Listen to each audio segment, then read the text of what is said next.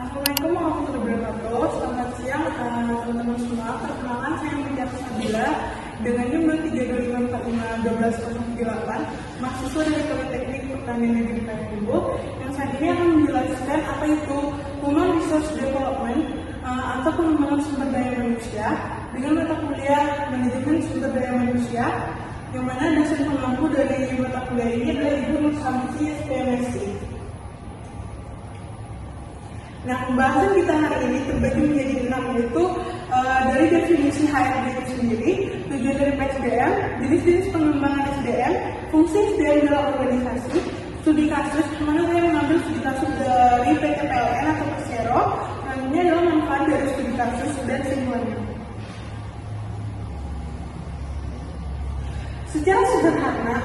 Secara sederhana, Human Resource Development adalah proses jangka panjang dan berkelanjutan untuk meningkatkan kompetensi, pengetahuan, keterampilan, sikap, dan kapasitas karyawan agar mampu menjalankan tugas saat ini maupun di masa depan. Yang mana PSDM ini bukan sekedar pelatihan sesaat, melainkan investasi berkelanjutan pada manusia sebagai aset utama dalam berorganisasi. Yang mana ada 3 yang dibutuhkan kompetensi. Yang artinya di sini akan meningkatkan pengetahuan dan keahlian teknis maupun manajerialnya. Selanjutnya adalah meningkatkan produktivitas, kinerja individu yang berdampak pada kinerja organisasi.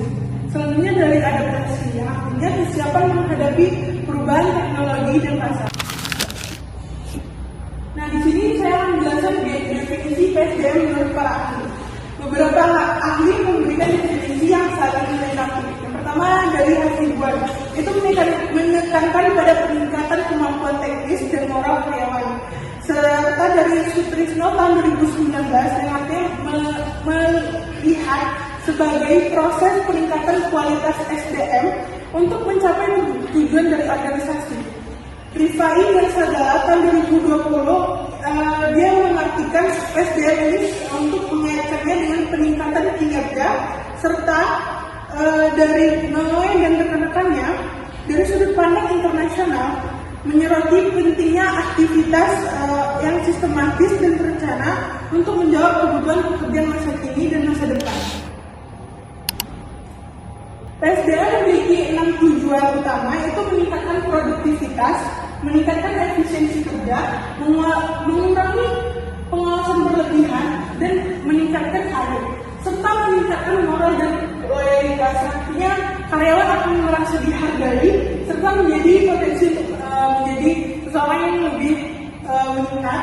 Selanjutnya adalah menjaga daya saing organisasi, yang artinya adaptif terhadap perubahan teknologi dan pasar yang selalu berubah setiap saat. Nah, di sini PSDM dapat dilakukan melalui berbagai metode, mulai dari metode pendidikan formal, lalu dilanjutkan dengan pelatihan atau training secara teknis dan non teknis, pengembangan karir, pengembangan organisasi, coaching, mentoring. Selanjutnya adalah dengan rotasi jabatan, magang, dan konseling karir. Selanjutnya dengan proses promosi dan mutasi jabatan, pengembangan berbasis kompetensi, dan pengembangan dengan cara e-learning atau dengan pelatihan digital. Selanjutnya dengan melakukan studi banding. Selanjutnya dari sekian banyak jenis tersebut, ada 4 yang paling sering diterapkan dan akan kita bahas lebih dalam, yang mana pelatihan yang berfokus pada keterampilan teknis jangka pendek, pendidikan yang membangun kemampuan konseptual, selanjutnya adalah rotasi jabatan yang memperluas wawasan karyawan, selanjutnya dengan coaching dan mentoring yang dapat mempercepat transfer pengetahuan dari atasan ke bawahan.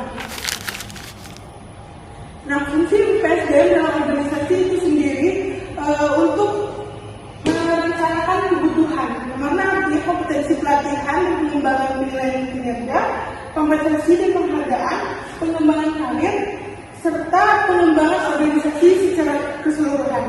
Keenam fungsi ini saling berkaitan dan mendukung pencapaian tujuan dari organisasi. Di sini kasusnya pengembangan SDM di PT PLN Persero pada era Society 5. Nah, di sini teman-teman bisa lihat hasil implementasi PSDM pada PLN UP3 Bekasi, yang mana awal tahun hingga akhir Februari 2023 dibandingkan periode yang sama di tahun 2022. Di mana pendapatan yang didapatkan adalah 367 miliar, artinya naik 7,3% dibandingkan periode yang sama pada tahun 2022. Lalu pertumbuhan pelanggan yang naik 3,8%, itu totalnya mencapai 998.880 rupiah pelanggan. Tentunya ketiga pilar SDM, yang artinya bagian pengembangan dan administratif yang terintegrasi. Di sini manajer PLN UP3 Bekasi, Rahmi Handayani, menyatakan kenaikan ini berkaitan dengan komitmen peningkatan pelayanan pelanggan serta upaya menjaga keadaan pasokan listrik, didukung pula oleh aplikasi PLN Mobile yang mempermudah pembayaran dan pemantauan penggunaan listrik. Nah, manfaat yang diperoleh dari studi kasus ini adalah yang pertama adalah bukti nyata dampak dari PSDM ini, yang artinya menunjukkan keterkaitan langsung antara pengelolaan SDM berbasis kompetensi dengan peningkatan kinerja bisnis atau pendapatan dan pelanggan. Yang kedua adalah model penilaian kinerja yang jelas. Artinya MSDM BK memberi contoh konkret indikator penilaian. Yang ketiga adalah pendekatan secara sistematik dan modern, yang mengajarkan pentingnya memadukan data kebutuhan kompetensi perusahaan dengan kompetensi aktual dari pegawai. Selanjutnya adalah relevansi dari lintas sektor.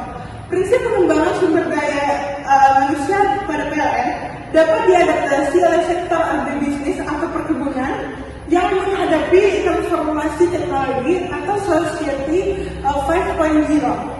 Dasar pengambilan keputusan, artinya laporan berkala dari bagian pengembangan SDM mendukung manajemen dalam mengambil keputusan strategis dari perusahaan. Rekomendasi dari studi kasus ini yaitu kita dapat menerapkan indikator kinerja yang jelas, artinya kerajinan kerja, kedisiplinan, pemeliharaan aset kerja, kerjasama yang kooperatif, serta kepatuhan terhadap rencana kerja. Selanjutnya adalah gunakan program MSDM ini sebagai berbasis kompetensi atau MSDM BK agar pengelolaan SDM lebih sistematik dan modern. Ini adalah dasarkan setiap keputusan pengembangan SDM pada dua informasi kunci, yaitu kebutuhan kompetensi perusahaan dan kompetensi aktual pegawai. Selanjutnya lakukan laporan berkala dari unit pengembangan SDM untuk mendukung pengendalian manajemen dan pengambilan keputusan strategisnya. Kelima, kita dapat memanfaatkan teknologi digital seperti layanan pelanggan yang dapat mendukung pencapaian target kinerja dari organisasi. Nah, kesimpulan dari materi ini adalah PSDM adalah investasi yang strategis yang berkelanjutan pada manusia sebagai aset utama dalam berorganisasi, bukan hanya sekedar kegiatan dalam administratif. Tujuan utamanya adalah untuk meningkatkan produktivitas, efisiensi, loyalitas, dan daya saing organisasi dengan jangka yang panjang. Dapat dilihat dari studi kasus PT PLN Persero, pendekatan SDM yang berbasis kompetensi atau SDM BK ini berkontribusi nyata pada peningkatan kinerja bisnis. Yang keempat, prinsip-prinsip SDM ini relevan diterapkan di beberapa sektor, termasuk dalam agribisnis, perkebunan, yang dapat menghadapi era transportasi digital saat ini, yaitu Society 5.0.